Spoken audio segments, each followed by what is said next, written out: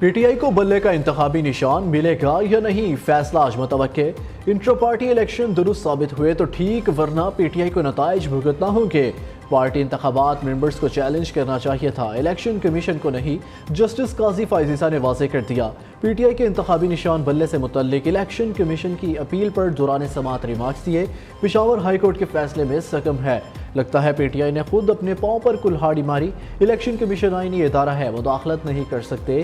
P T I کے وکیل حامد خان نے دلائل دیتے ہوئے کہا، الیکشن کمیشن ایک جزوی عدالتی فورم ہے، ان کا حق کے دعویٰ نہیں بنتا۔ نوٹس نہ ملنے کا شکوہ اور مہلت دینے کی استدعا بھی کر دی۔ چیف جسٹس نے کہا، پیر تک سماعت ملتوی کی تو پشاور ہائی کورٹ کا فیصلہ معطل کریں گے۔ ہمارا ویکینڈ برباد کرنے کا شکریہ۔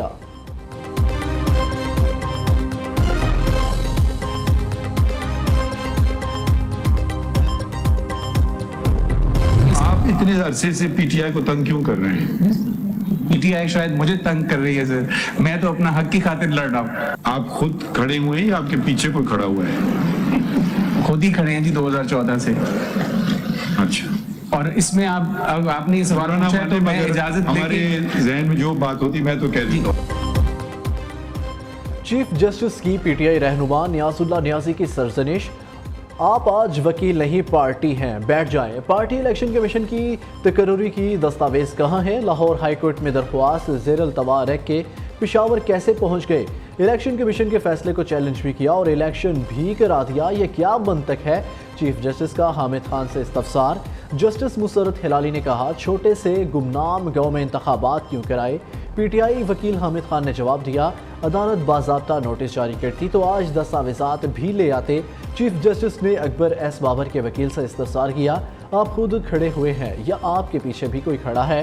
پی ٹی آئی کو انتخابی نشان نہ ملا تو کیا اکبر ایس بابر کو نقصان نہیں ہوگا؟ وکیل نے بتایا، ہم 2014 سے ہی خود ہی کھڑے ہوئے ہیں۔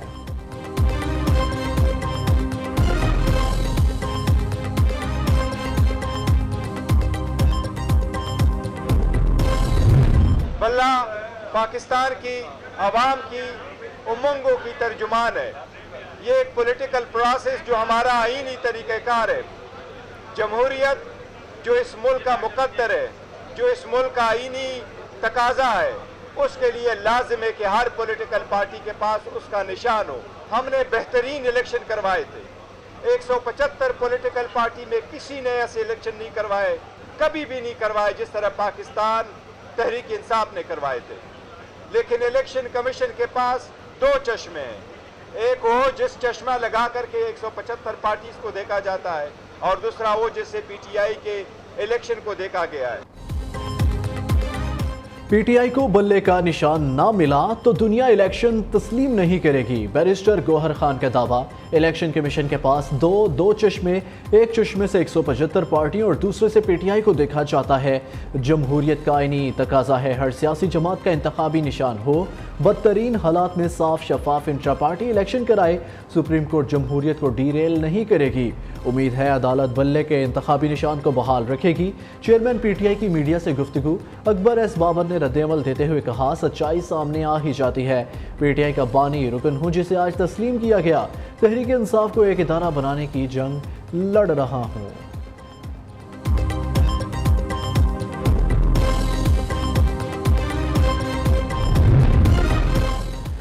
بلہ نہ چلا تو خیمے میں لیں گے پناہ، پی ٹی آئی کا پلان بھی سامنے آ گیا۔ بلے کا انتخابی نشان نہ ملنے پر مجلس وحدت المسلمین کے انتخابی نشان پر الیکشن کی تجویز، تحریک انصاف کی قیادت نے سر جوڑ لیے۔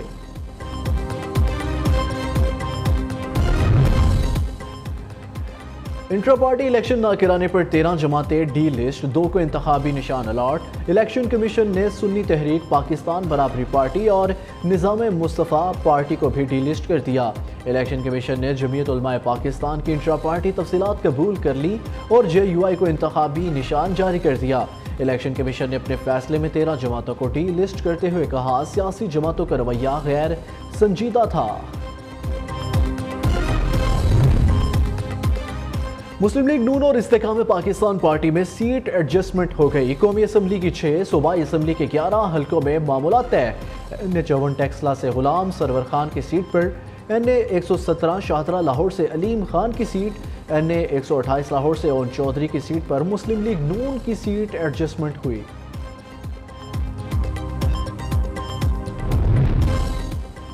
ٹکٹوں کی تقسیم پر نون لیگ کے حلیف ناراض، کاف لیگ کے گلے شکوے، سیٹ ایڈجسٹمنٹ سے انکار۔ مرکزی جمعیت اہل حدیث پاکستان مطلوبہ نشست نہ ملنے پر نالا، راہیں جدا کر لی۔ شہباز شریف کراچی کے حلقہ NA-242 کے ماڑی سے دستبردار، خواجہ شعیب کو MQM پاکستان کے امیدوار کے خلاف نون لیگ کا امیدوار نامزد کر دیا۔ دانیال عزیز اور سمیرہ ملک سمیت نون لیگ کے کئی رہنماؤں کا آزاد حیثیت میں الیکشن لڑنے کا اعلان۔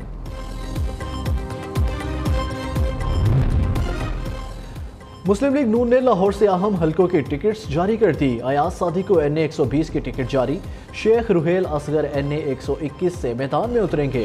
شہباز شریف NA-123 اور PP 164 سے الیکشن لڑیں گے۔ حمزہ شہباز کو NA-118 اور مریم نواز کو NA-119 کے لیے ٹکٹ جاری۔ NA-122 سے خواجہ سعد رفیق، 124 سے رانا مبشر، 125 سے افضل کھوکھر امیدوار۔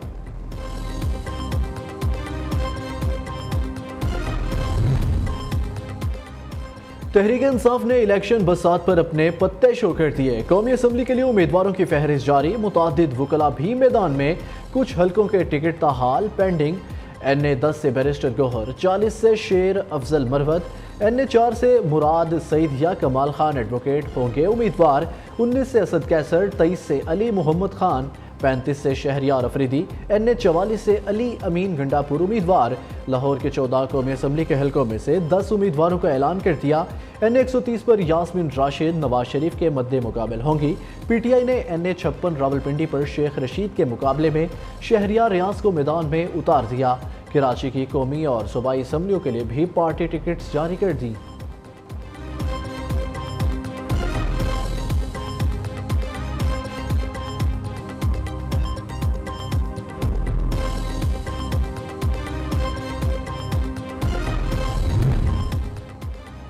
کراچی میں جماعت اسلامی کے امیدوار فائنل، قومی کے 22 اور سندھ اسمبلی کے 47 حلقوں پر امیدوار کو ٹکٹس جاری کر دیے۔ حافظ نعیم الرحمان NA-246 اور 250 پر الیکشن لڑیں گے۔ امیر جماعت اسلامی کراچی PS 129 پر بھی قسمت آزما۔ نون لیگ اور PTI نفرت کی سیاست کو انتہا پر لے گئی۔ بانی PTI پہلے ہی کہہ چکے مہنگائی ان کا مسئلہ نہیں ہے، باقی جماعتیں دوسری طرف دیکھ رہی ہیں، لیکن ہم عوام کو دیکھ رہے ہیں۔ Chairman Peoples Party Bilawal Bhutto کی لاہور میں میڈیا سے گفتگو، کہا میاں صاحب وزیر اعظم بنے تو سیاسی انتقام ان کا ایجنڈا ہوگا۔ نواز حکومت نے ہمیشہ مخالفین کو بند رکھا، سانحہ ماڈل ٹاؤن کے ذمہ داروں کو سزا دینے کا مطالبہ بھی کر دیا۔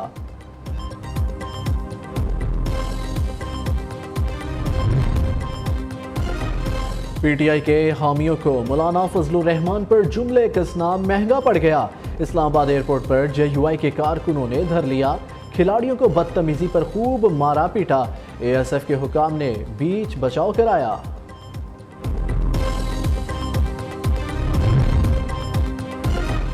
سون میانی میں البیزا 3 مشق کا انعقاد، پاکستان کا مختلف ایئر ڈیفنس ویپن سسٹم کا کامیاب مظاہرہ، آرمی چیف نے ویپن سسٹمز کی فائرنگ کا مشاہدہ کیا۔ ISPR کے مطابق high to medium air defence weapon system کا یہ پہلا تجربہ تھا۔ جنرل سید عاصم منیر نے آرمی ایئر ڈیفنس کی آپریشنل تیاریوں کو سراہا۔ سپہ سالار کی کراچی میں national aerospace science and technology park silicone کے دوسرے باب کی افتتاحی تقریب میں بطور مہمان خصوصی شرکت۔ جنرل سید عاصم منیر نے پارک سلیکون کو ایک اور سنگ میل قرار دے دیا۔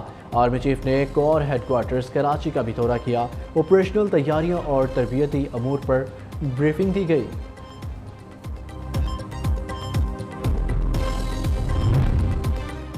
شمالی وزیرستان میں سیکیورٹی فورسز کا خفیہ اطلاعات پر آپریشن، فائرنگ کے تبادلے میں 2 دہشت گرد ہلاک، شناخت عبداللہ اور خالد عرف جانان کے ناموں سے ہوئی۔ ISPR کے مطابق مرنے والے دہشت گرد شہریوں کی ٹارگٹ کلنگ اور سنگین کارروائیوں میں ملوث تھے۔ علاقے میں ممکنہ دہشت گردوں کے خاتمے کے لیے کلیئرنس آپریشن جاری ہے۔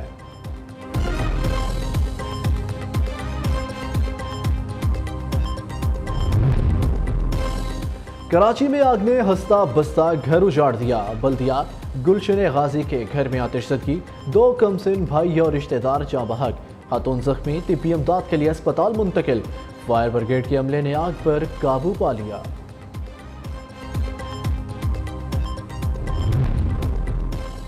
कड़ाके की सर्दी पड़ने लगी। बलूचिस्तान और भलाई इलाकों में पारा नुक्ताए अंजुमात से गिर गया। कोयटा में पानी पाइपों में जमने लगा। स्कर्दू में पारा -10, गिलगित -5, अस्तोर -4, कलात -3, हुंजा चित्राल और दीर में -2 degree centigrade record. Punjab Sindh और KPK में धुंध का राज। कई इलाकों में मोटरवे बंद कर दी गई।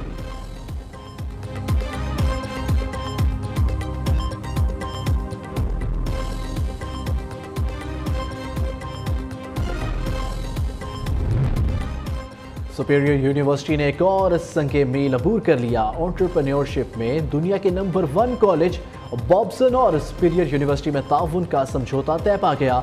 बॉब्सन कॉलेज ने सुपीरियर यूनिवर्सिटी को पाकिस्तान में अपना पहला शराकतदार करार दे दिया। और बरतानवी गुलकार जैन मलिक और पाकिस्तानी म्यूजिक बैंड के गाने के चर्चे नगमा तू है कहाँ ने रिलीज होते ही धूम मचा दी। गाने को यूट्यूब पर चंद घंटों में लाखों लोग सुन चुके हैं।